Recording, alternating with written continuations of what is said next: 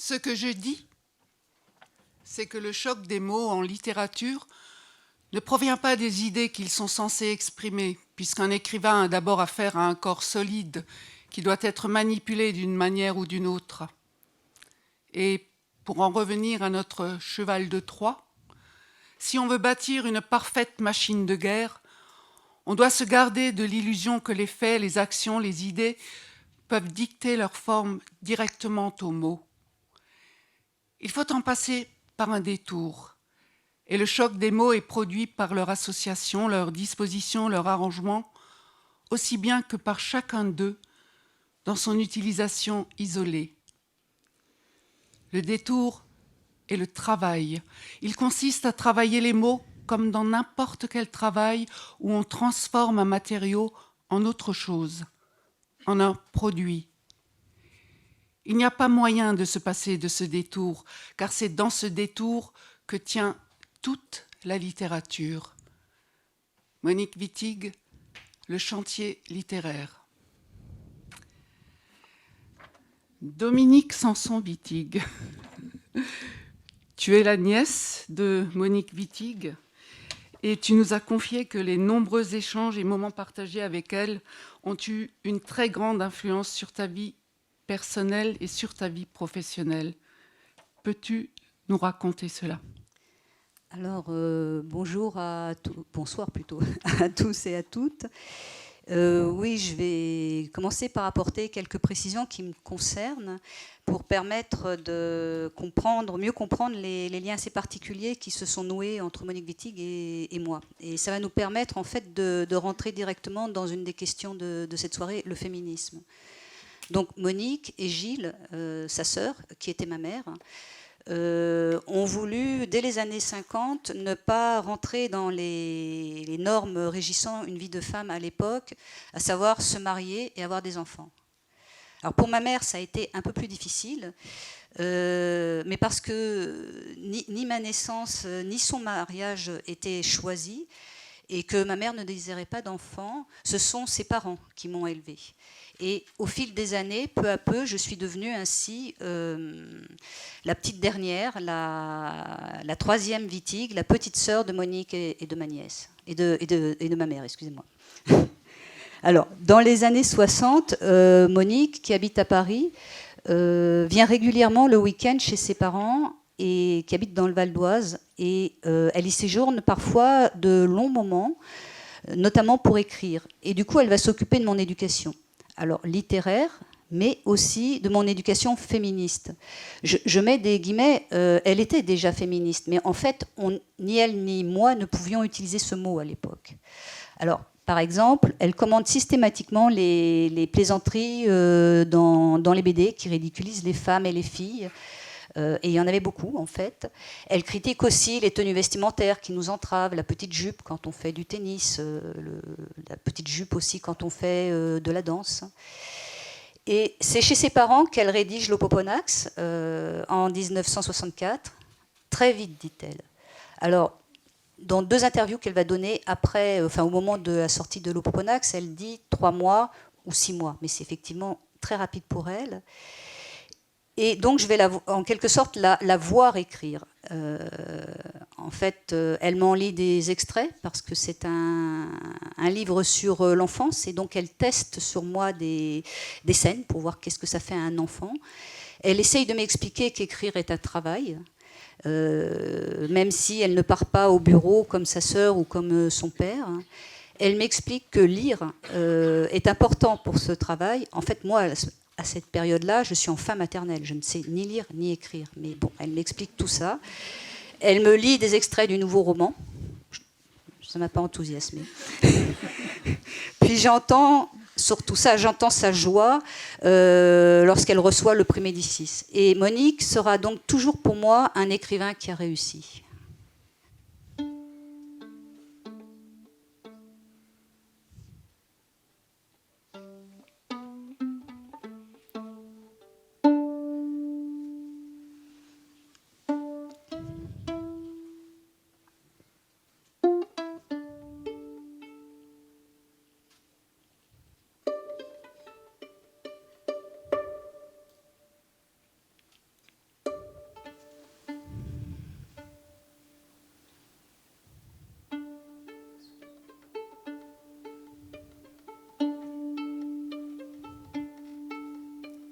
Naître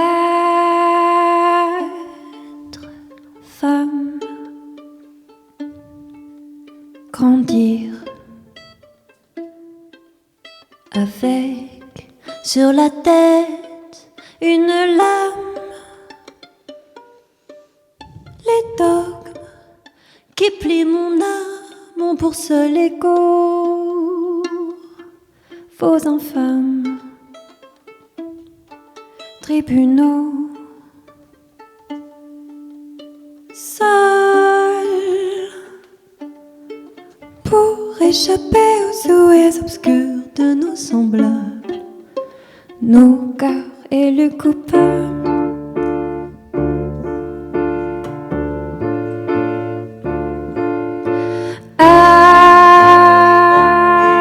Être une femme, sourire avec sur les lèvres des flammes, les ogres qui mangent mon âme disparaissent enfin dans ces gammes, ces refrains, mais seul pour dessiner les contours subtils de notre avenir, ensemble pour le chérir.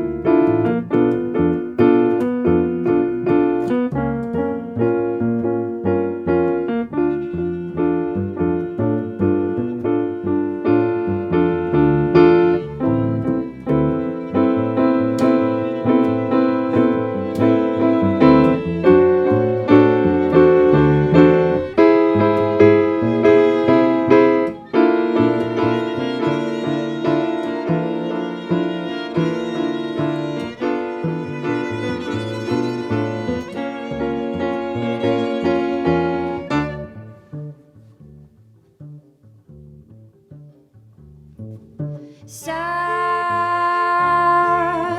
femme, grandir avec sur la tête une lame, nos vents et pas sans âme, pas sans idéaux populaires, à nouveau, mais pleines pour dessiner les contours subtils de notre avenir, ensemble pour le chérir, mais pleines pour dessiner les contours subtils de notre avenir, ensemble pour le chérir.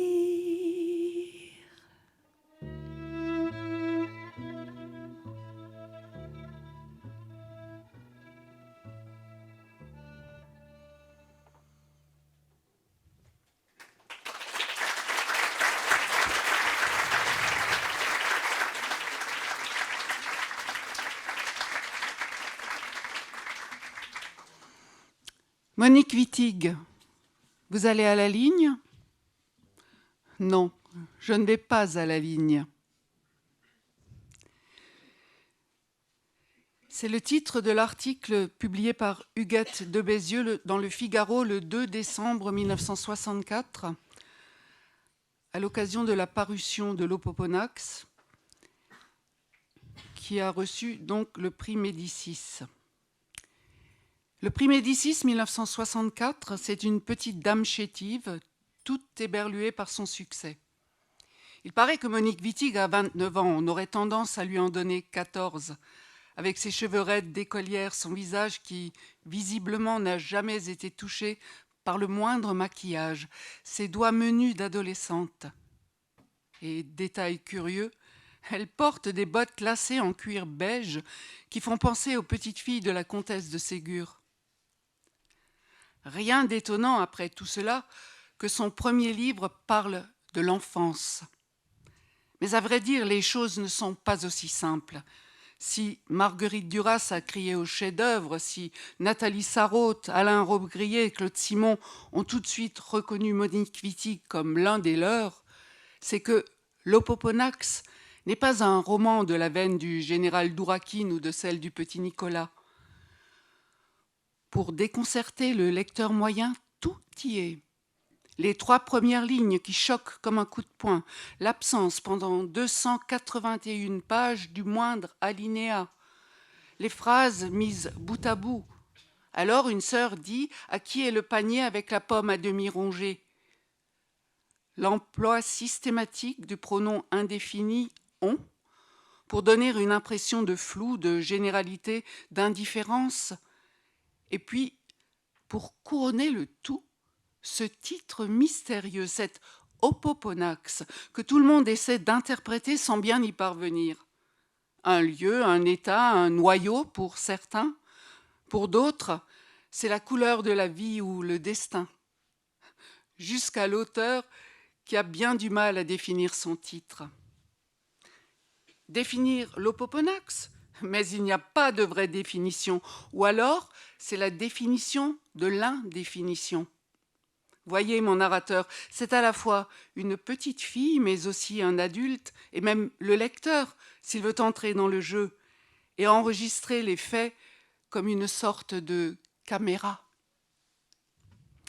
Alors, Dominique, là, on a eu droit à un portrait de Monique Wittig en décembre 64, au moment de la parution de l'Opoponax, comme c'était dit.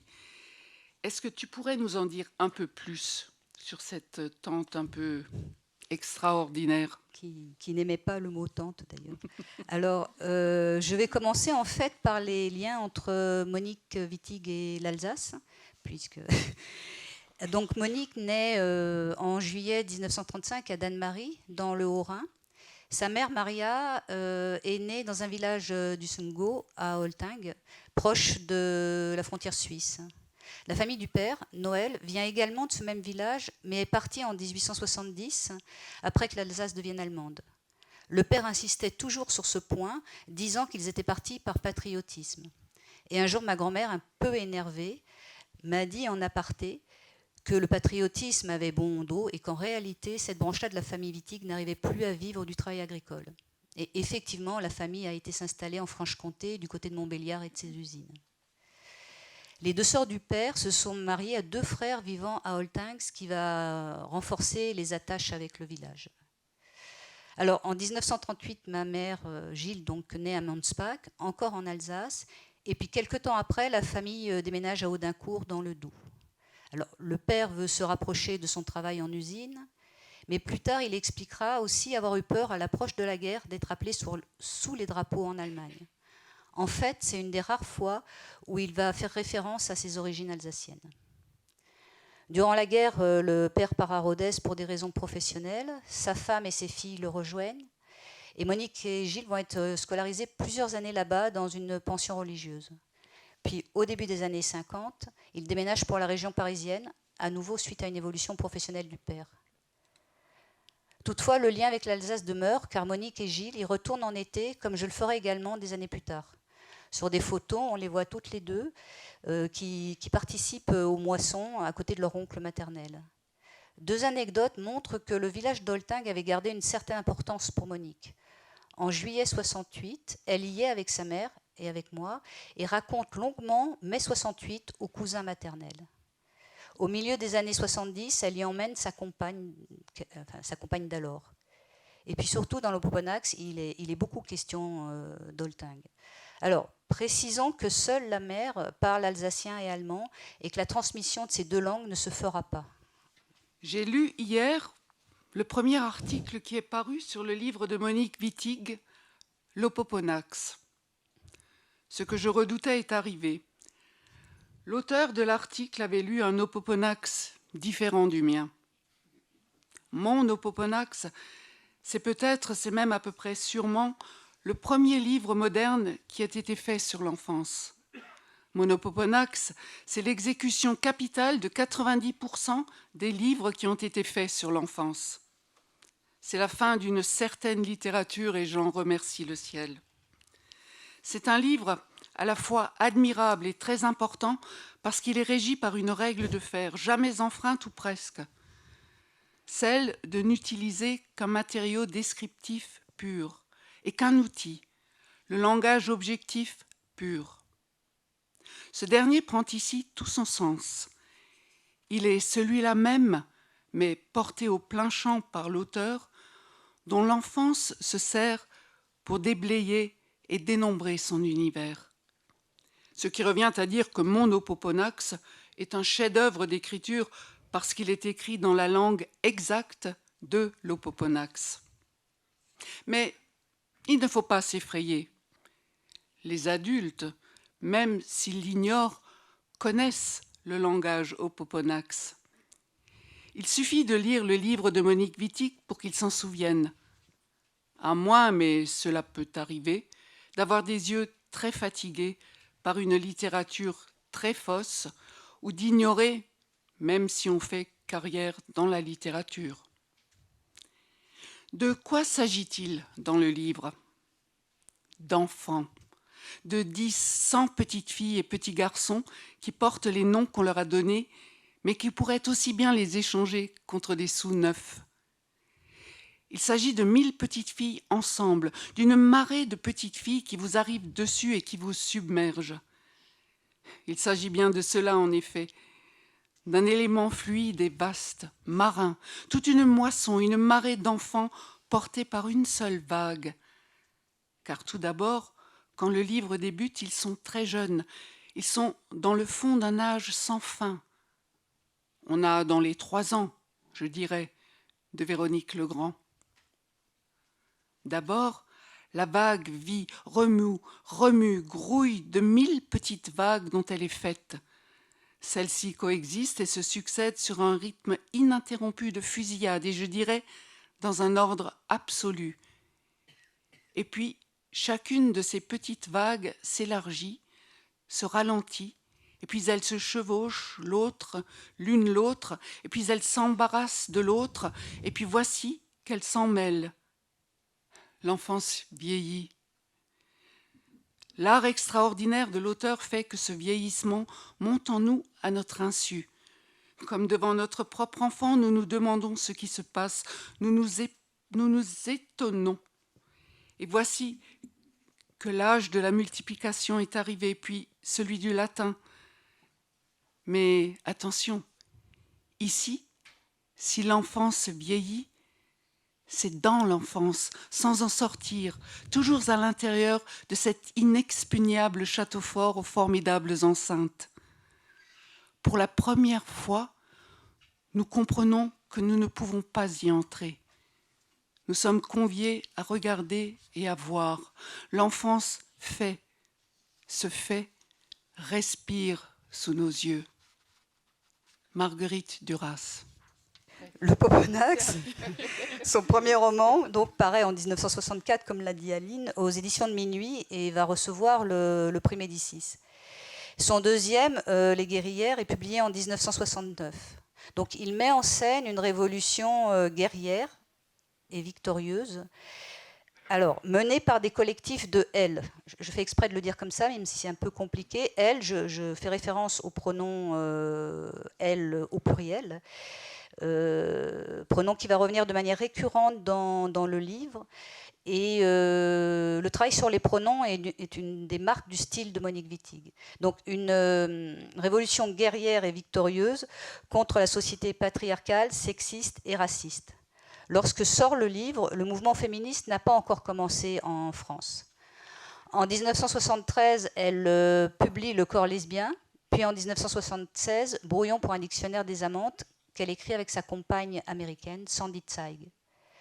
Donc ces livres font d'elle une écrivaine militante, féministe et lesbienne, d'autant plus qu'elle participe pleinement à la Renaissance et au à la Renaissance, excusez-moi, à la naissance, enfin oui, c'est une renaissance, mais elles avaient l'impression que c'était une naissance à l'époque, en fait, à la naissance et au développement du mouvement féministe et lesbien. Elle joue un rôle moteur dans la première manifestation non mixte à l'université de Vincennes en 1970. Elle rédige la même année un manifeste pour la constitution d'un mouvement de libération des femmes, qui est publié dans un journal d'extrême gauche. Elle fait partie de la poignée de manifestantes qui va essayer d'envahir l'Arc de Triomphe, toujours en 1970. Elle signe le manifeste des 343 pour la légalisation de l'avortement en 1971. Et la même année, envahit avec d'autres, pour le coup des hommes et des femmes, une émission de radio sur l'homosexualité. Alors je cite le titre, « Ce douloureux problème ». Ils envahissent pour dire que ce qui est douloureux, ce n'est pas l'homosexualité, mais sa répression. Bon, je pourrais continuer comme ça, avec pas mal d'exemples de militantisme. Et quand même, une coupure dans sa vie, c'est qu'en 1976, elle part aux États-Unis. Plusieurs raisons expliquent ce départ. D'abord, autant son premier roman, Le Poponax, va connaître un réel succès. Il sera republié en 10-18 en 1970. Autant au fur et à mesure que ses livres deviennent explicitement féministes et lesbiens, les ventes chutent. Ensuite, il y a aussi le désir d'avoir un travail plus valorisant que de la traduction ou de la réécriture. Car comme la majorité des écrivains, il y a la nécessité d'un second métier. Et Monique a choisi de ne faire que des activités qui touchent à l'écriture, sauf qu'elles ne sont pas très rémunératrices et qu'elles sont précaires. Or, aux États-Unis, un écrivain qui publie peut enseigner à l'université, en littérature, et dans son cas, elle peut enseigner dans les Women's Studies qui sont en train de naître.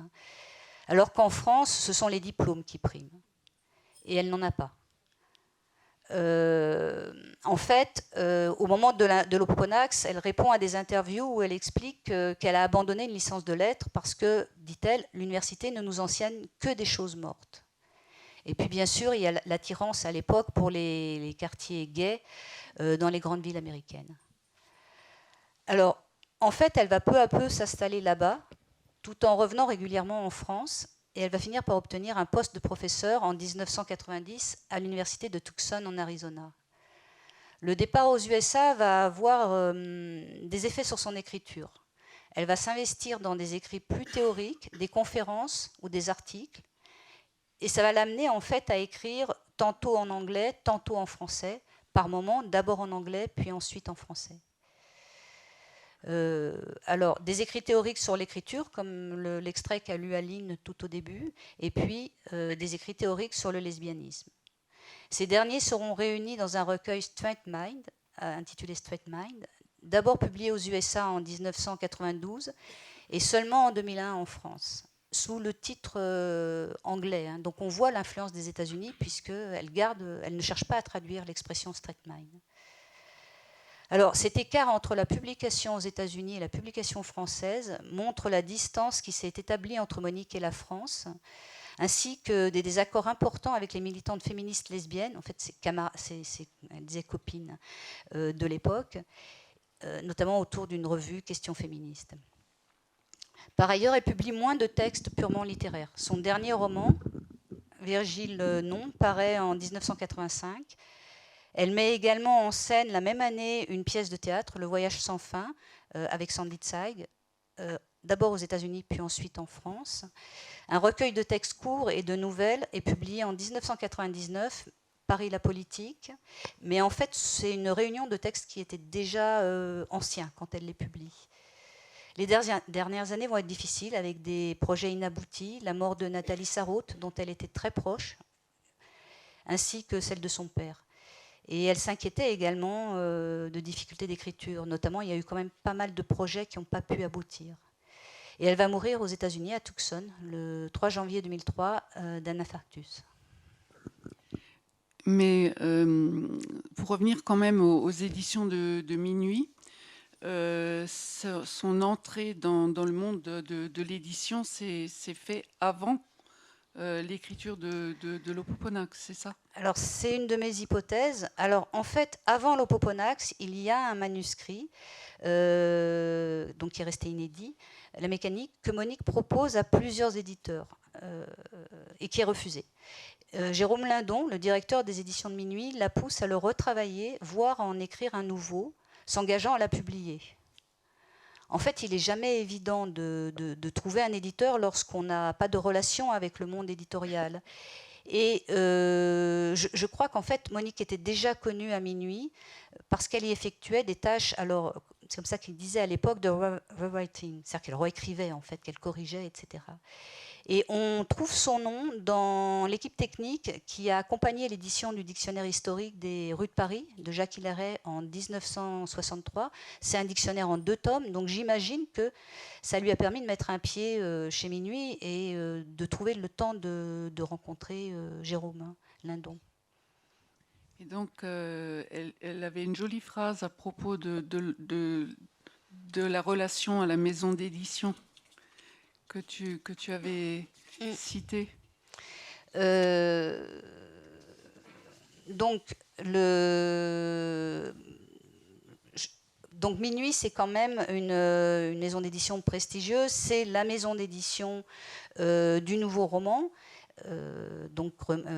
Avec Rob Grillet, Nathalie Sarraute, qui était à l'époque une auteure de référence pour Monique et qui au fil des années va devenir une amie. Une amitié va se construire entre elles deux. Claude Simon aussi. Donc c'était une maison d'édition qui l'intéressait.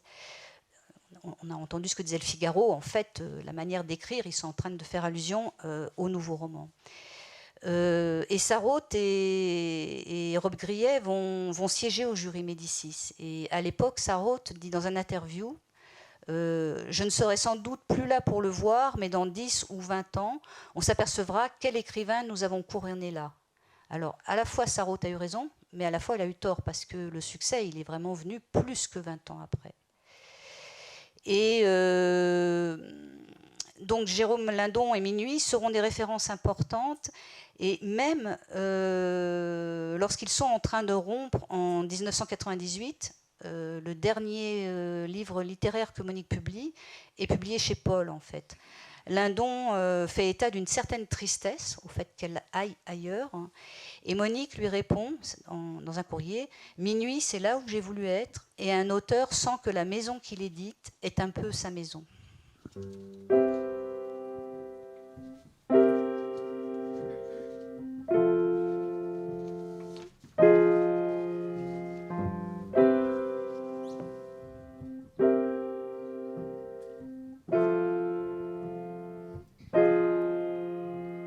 Sur les poitrines de mes sœurs argentées, plus jamais de regard pressant. Quand ces divines acèrent leurs doigts de fer, plus jamais de mots transperçants. Elles disent le monde avec fureur. Elles le sondent pour s'affranchir des peurs. Nouveau monde, pas une fleur pour décorer toutes vos tombes. Entre les ruines, je vois des visages de pierre et de joie. Sur les bûchers de nos corvées cramées, s'émane un parfum de victoire. Quand sous mes pieds la terre devient légère, je souris à ne plus rien voir. On danse le monde avec grandeur, on le sonde pour trouver sa lueur. Dernier monde, plus de pleurs sur nos pommettes vagabondes. Sans la doctrine, j'entends plein de voix sublimes et stridentes.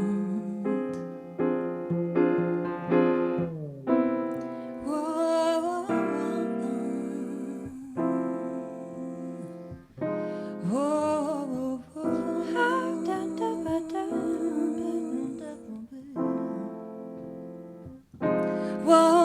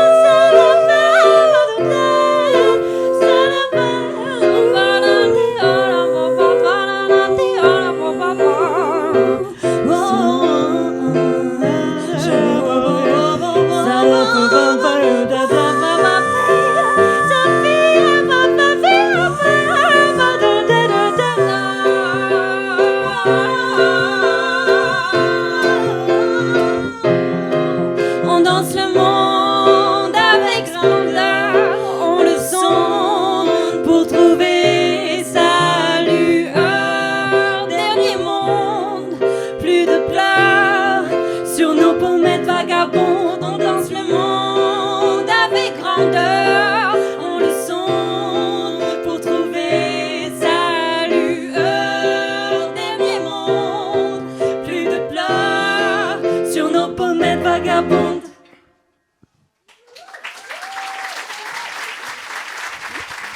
Tu m'introduis ?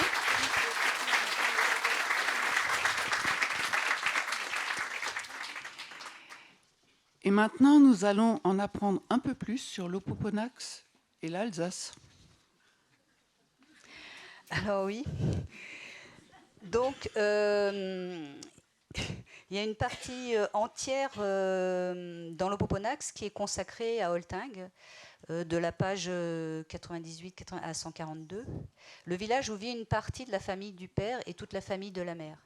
Alors, il est beaucoup question d'école dans l'Opoponax, mais là, manifestement, c'est le temps des vacances. Donc, il va y avoir 2 extraits qui représentent les 2 branches familiales. Donc, d'abord, du côté de la mère, des paysans. Catherine Legrand fait rentrer les vaches à l'étable. Elles boivent pendant un bon moment, le mufle complètement immergé, puis par petits coups à la surface. Quand elles n'ont presque plus soif, elles frôlent longuement l'eau avec de longs filets de bave. Le rebord de la fontaine brille. La pierre est un comble en chien qui se patine en s'usant. La partie des parois est plongée dans l'eau et verdie par une espèce de lichen ras, gluant, presque liquide. On dit que le cresson pousse dans les fontaines, mais celle-ci n'en a pas. Catherine Legrand a dans la main un fouet à lanière unique. Il s'agit de lâcher la lanière en douceur et de caresser les fesses de la vache qui relève la tête parce qu'elle a fini de boire. Si au lieu de ça, on la frappe en lâchant la lanière brutalement, ou si on fait claquer le fouet, la vache se redresse d'un coup et part au trot, tête droite, cornes haut levées, passe en courant devant l'étable. Le coup des fouets qui claquent avec les vaches, ça ne prend pas. Par exemple, Catherine Legrand part en courant derrière une vache. On voit que la vache se retourne, on voit qu'elle la distance. On voit qu'au moment où Catherine Legrand, rouge, essoufflée, va la toucher de la main pour la faire tourner sur la route, elle file avec un galop bref, subreptice, rapide. En attendant qu'on arrive, elle broute dans le fossé. Elle fait semblant de se laisser rejoindre, de ne pas voir qu'on approche, qu'on est derrière elle. Et alors tout le corps se cabre et se jette en avant. Elle fait un bond, elle trotte sur la route, pas très vite, de sorte qu'on peut la suivre, qu'on s'imagine qu'on va la rattraper, de sorte qu'on ne renonce pas tout de suite. C'est une feinte, parce que ça peut durer des heures. Catherine Legrand passe la main sur les flancs de la vache et sur les fesses quand elle a fini de boire. Catherine Legrand appuie doucement et la vache vire pour regagner l'étable. Catherine Legrand a mis le fouet sous le bras, comme elle a vu son oncle le faire. Quand les vaches sont toutes rentrées, Catherine Legrand va à l'étable pour les regarder manger. Les râteliers sont pleins de luzernes fraîches, de vesses, de trèfles, de fleurs jaunes et roses qu'elle mâche en les écrasant. La vache du fond s'est couchée. Le ventre se répartit bien des 2 côtés de l'épine dorsale. Catherine Legrand voit qu'on peut se coucher sur la vache. Catherine Legrand se couche tout du long sur la vache. C'est doux. On tombe un peu, mais on peut se retenir au cou de la vache. C'est ferme, chaud, les flancs sur lesquels on roule. Ça sent bon la paille chaude, le fumier frais. Véronique Legrand a envie de se coucher sur la vache. Pierre-Marie Fromentin a envie de se coucher sur la vache. Pascal Fromentin a envie de se coucher sur la vache. On se couche tout du long sur la vache à tour de rôle, qui se laisse faire, en faisant de temps en temps un mugissement, en tournant la tête du côté où on est. Et donc, un autre extrait du côté de la famille du père, donc des petits artisans. Les 2 sœurs du père se sont mariées avec 2 frères habitant à Oltingue. L'un est le tailleur du village et l'autre est le sabotier. Donc là, ça va être le sabotier. On est dans la sciure de bois jusqu'à mi-corps. On est 4 dans le même tas. On joue aux cartes. Denis Parme gagne tout le temps. Vincent Parme fait la tête. Véronique Legrand est presque enfoncée jusqu'au cou. L'atelier n'est pas éclairé. Dehors, il pleut. L'herbe du champ est d'un vert plus foncé que d'habitude. On voit que les premiers arbres de la forêt sont tout affaissés. Véronique Legrand perd une carte dans la sciure. En la cherchant, elle enfonce toutes les autres. Catherine Legrand, qui est à côté d'elle, fait des trous pour retrouver les cartes. Elle envoie plein de sciures dans la figure de Denis Parme. Denis Parme prend des poignées de sciure et les jette sur Catherine Legrand. On se met à se battre avec la sciure de bois. On a du mal à sortir de là. On se met debout pour pouvoir se viser. Véronique Legrand pousse des cris parce que, en essayant de se dégager, elle s'enfonce de plus en plus. Elle reçoit dans les yeux toute la sciure qu'envoie Vincent Parme. Elle arrive enfin à se dégager. On jette partout de la sciure dans l'atelier. On en a plein les cheveux, plein les poches. On décide d'aller à la maraude aux pommes pendant qu'il pleut moins fort. Denis Parme dit qu'elles ne sont pas mûres. On y va quand même. La route longe la forêt. Ce n'est pas une route goudronnée. Partout, elle a des flaques et de la boue. À droite, il y a les champs. Pour trouver des pommiers, il faut quitter la route et marcher dans l'herbe pendant un moment. Sur le premier pommier qu'on voit, les pommes sont toutes petites. Sur le deuxième, c'est pareil. On en trouve un qui a des pommes normales. Quand on est en dessous, Vincent Parme secoue les branches de toutes ses forces. On s'en va en criant à cause de toute l'eau qu'on reçoit. Aucune pomme ne tombe. Denis Parme dit que puisqu'elle a dit qu'elles ne sont pas mûres, alors on grimpe sur l'arbre pour les cueillir. Le tronc est tout visqueux, les semelles des chaussures dérapent sur l'écorce. Quand on en a plein les poches, on redescend. On est sous l'arbre, on piétine, la terre est détrempée. Ça fait sous les pieds un bruit de succion. L'herbe ressemble à de la bouillie d'herbe partout dans le pré. On se partage les pommes, on jette les plus vertes, mais on en emporte autant qu'on peut. On retourne à l'atelier, on a froid parce qu'on est trempé. On se remet dans le tas de sciure, on a ses pommes, chacun devant soi, on les croque en jouant aux cartes. Véronique Legrand mord un petit peu dans chaque pomme pour les goûter. Elle décide que la première est celle qu'elle mangera. La partie mise à nu est pleine de sciure à cause de la salive et du jus de pomme. Véronique Legrand est obligée de la frotter contre elle un bon moment, de la lécher avant de pouvoir se mettre à la manger. On n'arrête pas de croquer. Ma tante appelle pour le goûter. On y va en criant à celui qui arrivera le premier. Ma tante se met en colère à cause de toute la sciure qu'on lui met dans la maison qui est partout bien cirée, ce qui fait qu'on retourne dans l'atelier. Au bout d'un moment, on a mal au ventre. On sort de la sciure en courant pour arriver au WC avant les autres. Alors, juste une précision, Vincent Parme, à son tour, deviendra le sabotier d'Oltingue. Alors, il est possible que le court passage sur l'entrée de Catherine Legrand à l'école, c'est-à-dire sa première journée, qui correspond aux premières pages du roman, se passe également en Alsace. Le petit garçon qui s'appelle Robert Payen entre dans la classe le dernier en criant « Qui c'est qui veut voir ma quéquette ? Qui c'est qui veut voir ma quéquette ?» Il est en train de reboutonner sa culotte. Il a des chaussettes en laine beige. Ma sœur lui dit de se taire. « Et pourquoi tu arrives toujours le dernier ?» Ce petit garçon qui n'a que la route à traverser et qui arrive toujours le dernier. On voit sa maison de la porte de l'école. Il y a des arbres devant. Quelquefois, pendant la récréation, sa mère l'appelle. Elle est à la dernière fenêtre. On l'aperçoit par-dessus les arbres. Des draps pendent sur les murs. « Robert, viens chercher ton cache-nez !» Elle crie fort, de façon à ce que tout le monde l'entende. Mais Robert Payen ne répond pas, ce qui fait qu'on continue d'entendre la voix qui appelle Robert. La première fois que Catherine Legrand est venue à l'école, elle a vu, de la route, la cour de récréation, l'herbe et les lilas au bord du grillage. C'est du fil de fer lisse qui dessine des losanges. Quand il pleut, les gouttes d'eau glissent et s'accrochent dans les coins. C'est plus auquel. Elle tient la main de la mère qui pousse la porte. Il y a beaucoup d'enfants qui jouent dans la cour de l'école, mais pas du tout de grandes personnes. Seulement la mère de Catherine Legrand. Et il vaudrait mieux qu'elle ne rentre pas dans l'école. C'est seulement les enfants, il faut lui dire. Est-ce qu'il faut lui dire ? Et dedans l'école, c'est très grand. Il y a beaucoup de pupitres. Il y a un gros poêle rond avec encore du grillage à losanges autour. On voit le tuyau qui monte presque jusqu'au plafond. Par endroits, il est en accordéon. Ma sœur est sur une échelle contre la fenêtre. Elle fait quelque chose, elle essaye de fermer la dernière vitre. La mère de Catherine Legrand dit « Bonjour ma sœur ».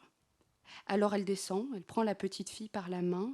Elle dit à la mère de s'en aller, pendant qu'on ne fait pas attention à elle, que tout va bien. Catherine Legrand entend le bruit qui vient de la cour de récréation. Pourquoi ne la laisse-t-on pas avec les autres enfants ? C'est peut-être parce qu'elle n'est pas encore à l'école. Parce que si c'est l'école, c'est tout à fait étonnant. Ça ressemble à la maison, sauf que c'est plus grand. Alors, c'est la présence d'une institutrice religieuse, donc ma sœur, qui me fait penser que ça pourrait être en Alsace. L'importance des écoles religieuses dans le Poponax étonne souvent certains lecteurs et lectrices. Pour ma part, j'y vois une influence alsacienne et non pas la marque d'une famille très catholique, même s'ils étaient catholiques. En fait, pour la mère, c'est normal, c'est normal, ce sont des religieuses qui lui ont fait classe. Alors, aussi, autre précision, la dimension autobiographique du roman est évidente dans ce livre, mais Monique n'a jamais voulu le reconnaître, ni en famille, ni publiquement. Et ce refus d'admettre la dimension autobiographique m'a toujours beaucoup interpellée. Moi, j'avais justement une lecture de ma mère et de ma grand-mère qui me disaient ça c'est Monique, ça c'est Gilles. Et ça a été l'occasion de notre première querelle littéraire. Lorsque j'ai 6 ou 7 ans, elle me dit « Je sais mieux que quiconque, c'est moi l'auteur ». D'accord. Mais d'autres livres présentent le même jeu oblique avec l'autobiographie. Je prends le mot oblique parce que c'est quelqu'un qui s'appelle Lejeune qui a travaillé sur Pérec en parlant justement d'un rapport oblique à la mémoire et à l'autobiographie. Donc, dans le brouillon d'un dictionnaire des amantes, alors que c'est très très mythologique, il y a des amis, des proches qui sont cachés derrière. Et il y a même elle qui apparaît et son livre qui apparaissent, Les guerrières, avec un autre intitulé. Dans Virgile Non, le personnage principal s'appelle Wittig. Alors, Wittig, je note de nouveau l'influence américaine. C'était très étonnant pour des Français, ce Wittig sans le prénom, alors qu'en fait, dans les textes universitaires américains, à l'époque, il n'y a pas de prénom, contrairement à la France. Aujourd'hui, c'est devenu plus habituel, mais c'était très surprenant quand c'est sorti.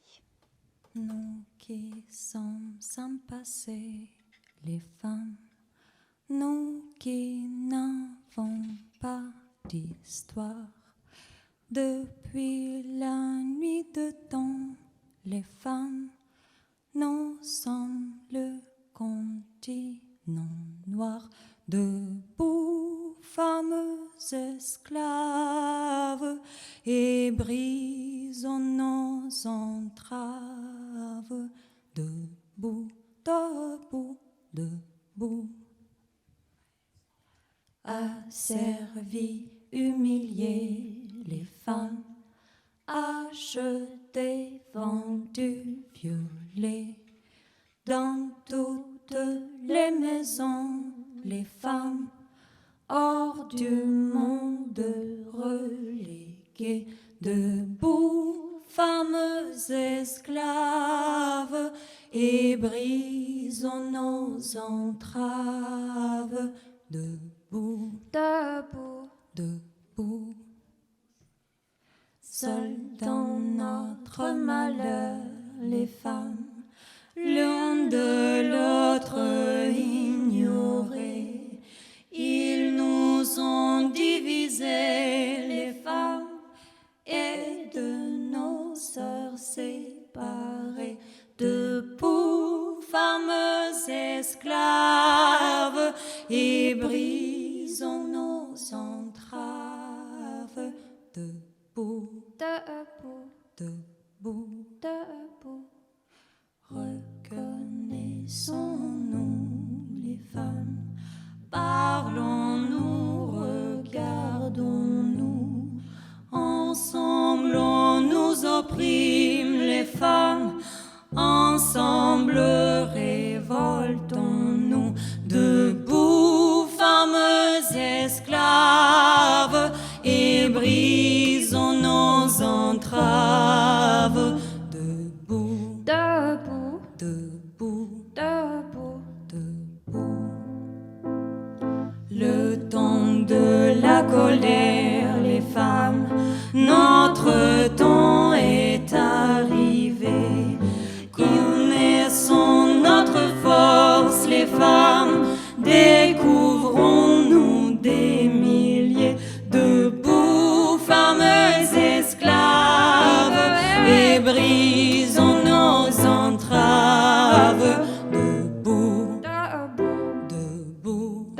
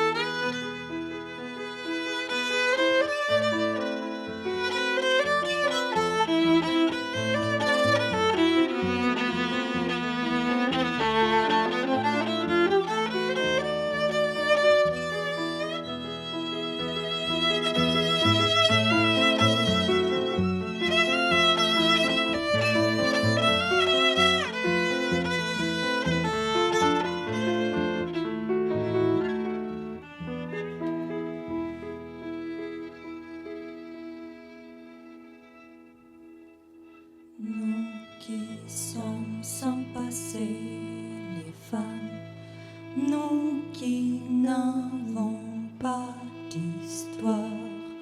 Depuis la nuit de temps, les femmes, nous sommes le continent noir.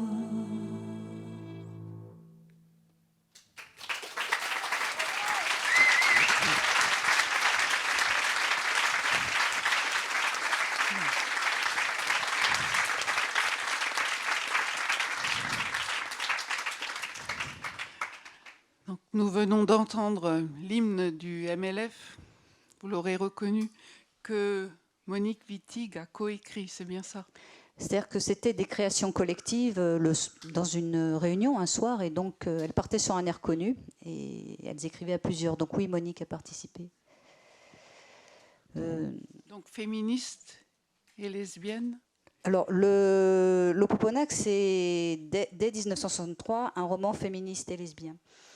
Alors, un livre féministe, outre que les petites filles mises en scène sont très actives, marchent, courent, pêchent, chassent, vont dans les bois, ne jouent jamais à la poupée, certaines scènes montrent que les relations garçon-fille relèvent de rapports de force. Donc, comme dans l'extrait qui va être lu et qui se passe toujours au village d'Oltingue. Quand Véronique Legrand et Catherine Legrand prennent la route du haut du village, il y a planqué, en plus des oies et des chiens, des garçons qui les attendent et qui leur sautent dessus avec des orties au moment où elles passent. Il faut se battre avec eux pour les leur arracher des mains. Autrement, ils tapent avec ça sur les jambes et les cuisses de Véronique Legrand, de Catherine Legrand, laissées nues par les culottes courtes. Ils sont en surnombre par rapport à Véronique Legrand et à Catherine Legrand, ce qui fait qu'on attrape de toute façon des tas de cloques partout, on ne sait comment. C'est pour ça qu'on s'achète des couteaux de poche et qu'on passe par la route du milieu du village pour les surprendre. Ils attendent de l'autre côté, cachés accroupis derrière un mur. On peut arriver par derrière sans bruit et les attaquer à coups de couteau. Véronique Legrand et Catherine Legrand ont les couteaux ouverts dans les paumes des mains. Véronique Legrand le tient ouvert dans la main gauche parce qu'elle est gauchère.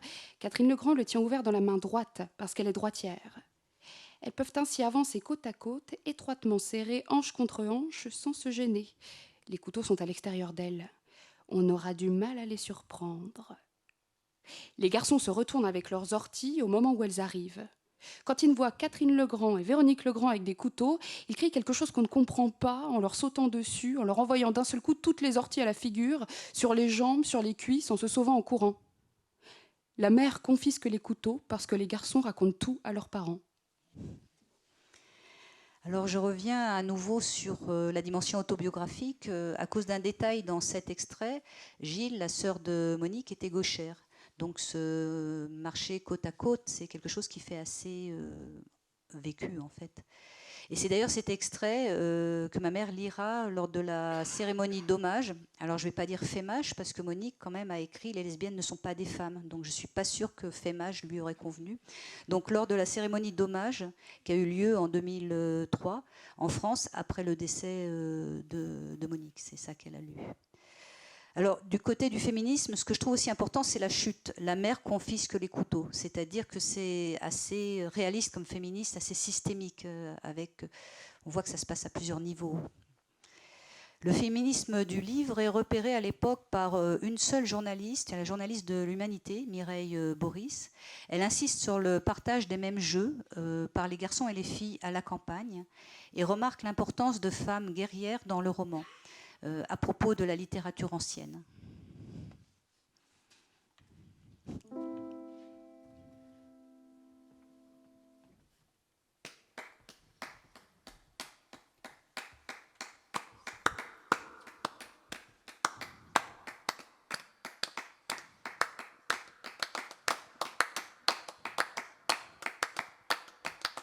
Nous on fait l'amour et puis la guérilla.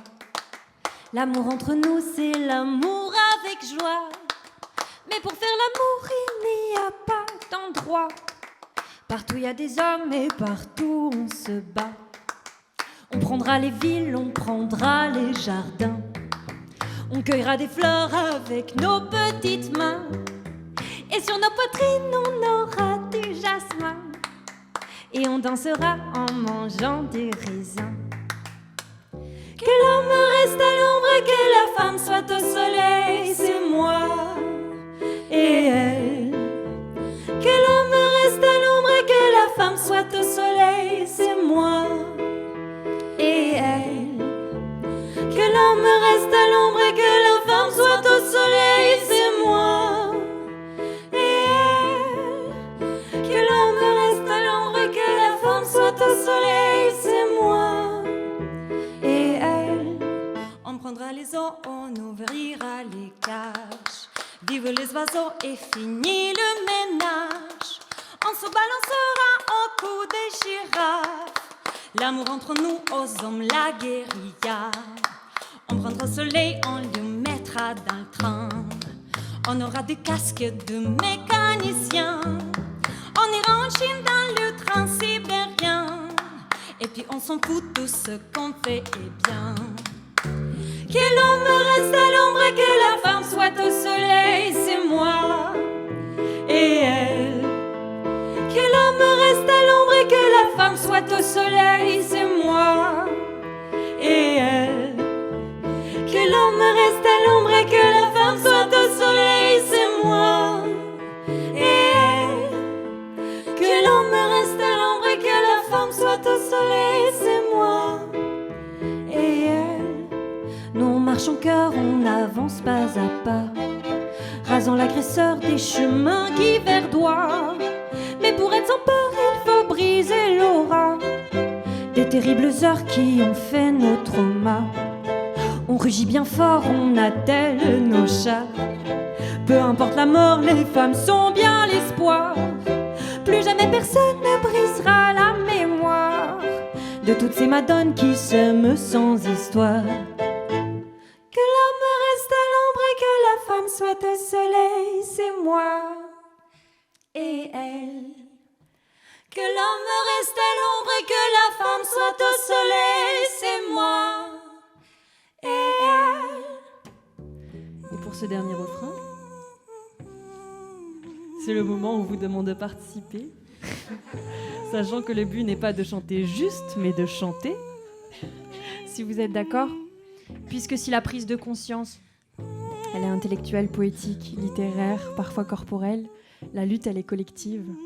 Et ça, c'est une bonne raison pour vous faire chanter. Ça fait que l'homme reste à l'ombre et que la femme soit au soleil, c'est moi et elle. Que l'homme reste à l'ombre et que la femme soit au soleil, c'est moi et elle. Que l'homme reste à l'ombre et que la femme soit au soleil, c'est moi et elle. Allez! Que l'homme reste à l'ombre et que la femme soit au soleil, c'est moi et elle. Que l'homme reste à l'ombre et que la femme soit au soleil, c'est moi et elle. Que l'homme reste à l'ombre et que la femme soit au soleil, c'est moi et elle. Que l'homme reste à l'ombre et que la femme soit au soleil, c'est moi et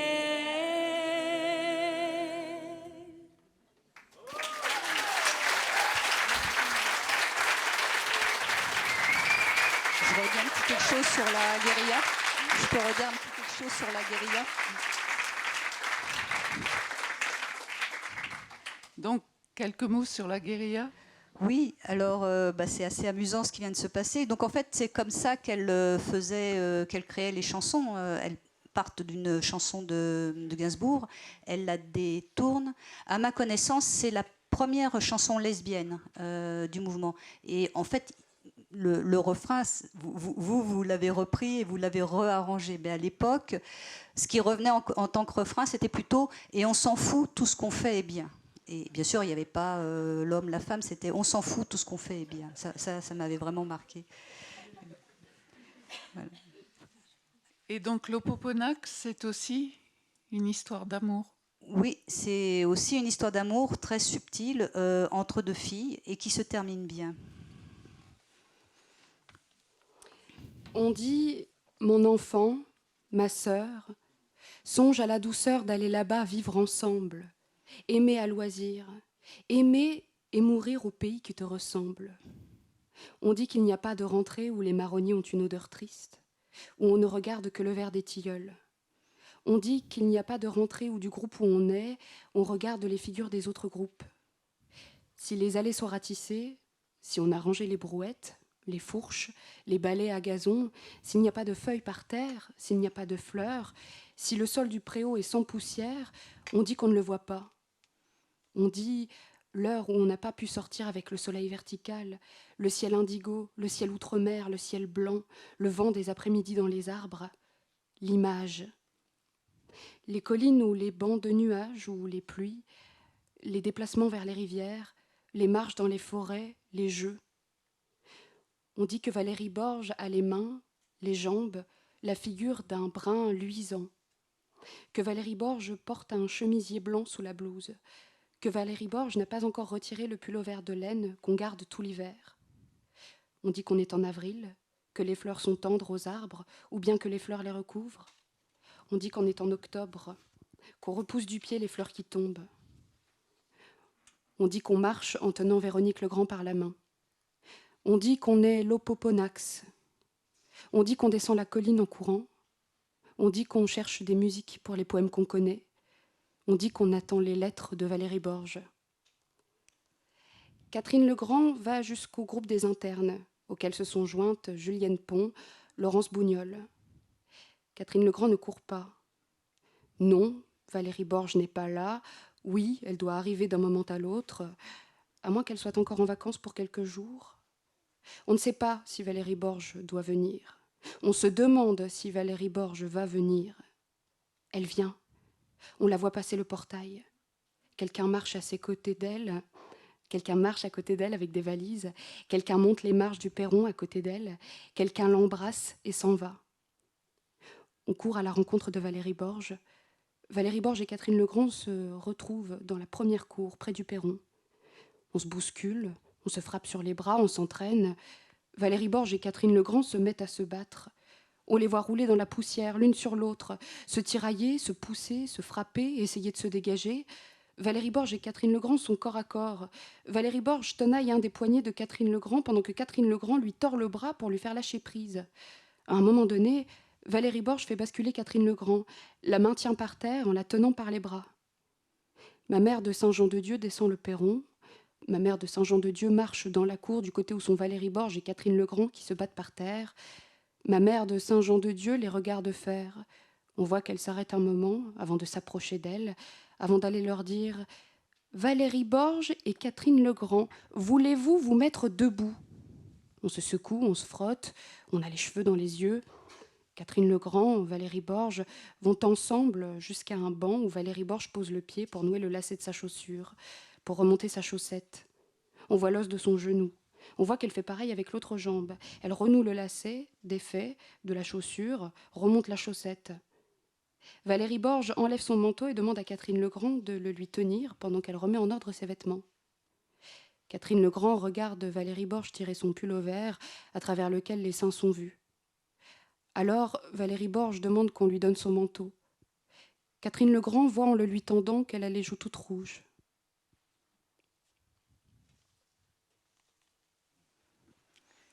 La conclusion. Oui. Alors, je vais revenir sur l'adjectif subtil que j'ai employé à propos de cette histoire d'amour. En fait, ça vient d'une relecture de l'Opoponax que j'effectue à 13-14 ans, alors que je suis moi-même amoureuse d'une de mes camarades de classe. Les sentiments amoureux apparaissent très lentement. Les signes qui les indiquent sont ténus. Un lecteur peut passer à côté. Et presque personne semble ne s'en être aperçu en 1964, sauf un critique du Figaro qui passe très vite. Mais une lectrice lesbienne ou une femme amoureuse d'une autre femme s'en rend compte. Cette forme cela donne donc un roman avec plusieurs registres de lecture. Et je pense que c'est cela qui a en partie forgé la métaphore du cheval de Troie, que Monique développe dans plusieurs articles, qui ouvre le chantier littéraire et qui apparaît dans l'extrait qu'a lu Aline. Je rappelle l'histoire du cheval de Troie dans l'Iliade. C'est une machine de guerre qui est inventée par Ulysse, un cheval en bois suffisamment beau et intrigant pour que les Troyens décident de le faire entrer dans leur ville alors qu'ils sont assiégés. À l'intérieur du cheval sont cachés des guerriers et ainsi la ville va être prise. Monique définit ainsi la littérature, une arme de guerre, un cheval de Troie, pour entrer par ruse dans les institutions qui portent le régime hétérosexuel afin de le détruire. L'Opoponax, donc, c'est un cheval de Troie lesbien qui a réussi à obtenir un prix prestigieux à une époque où le lesbianisme n'était pas toléré ou était ignoré. Je voudrais également, pour conclure, revenir aux origines alsaciennes de Monique. Aussi bien dans l'extrait lu par Aline qu'à travers cette métaphore du cheval de Troie, on voit que Monique accorde un très grand pouvoir à la langue, aux mots. Je me demande jusqu'à quel point la langue alsacienne n'a pas joué un rôle dans cette conception du langage. Donc, je m'explique. Je reviens sur l'histoire de la famille. Le père ne parlait pas l'alsacien, ses sœurs refusaient de le parler, contrairement à la mère. Puis peu à peu, la mère a eu honte de l'alsacien et de son accent, notamment à Rodez au moment de la Seconde Guerre mondiale où elle s'est faite traiter de boche. Et aucune de nous trois ne l'avons appris. Mais je crois que nous avons appris très jeunes que parler n'allait pas de soi, car toutes les langues n'étaient pas équivalentes, n'avaient pas le même statut, que certaines étaient appelées patois, étaient discriminées, que les langues, en fait, avaient à voir avec le politique. Gilles et moi avons suivi des cours de sociolinguistique et Monique a parié sur le pouvoir de transformation de la langue et des mots, comme elle l'écrit dans l'extrait qui a été lu par Aline au début. Merci Dominique.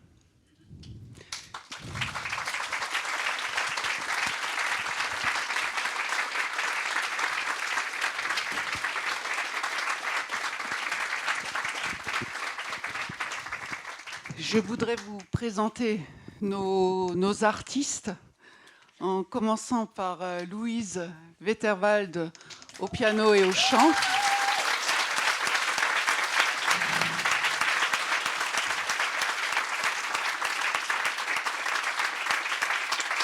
Julia Widowska au violon et au chant.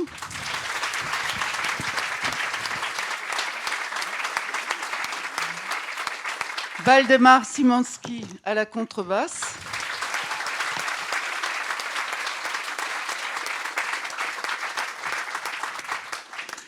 Fanny Colneau à la lecture de l'Opoponax.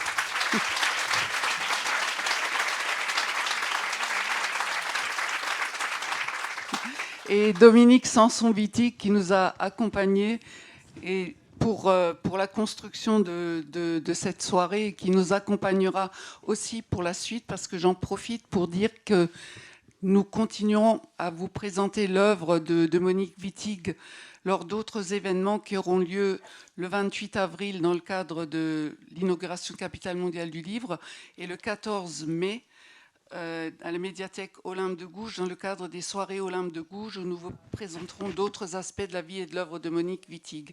Merci beaucoup à vous tous.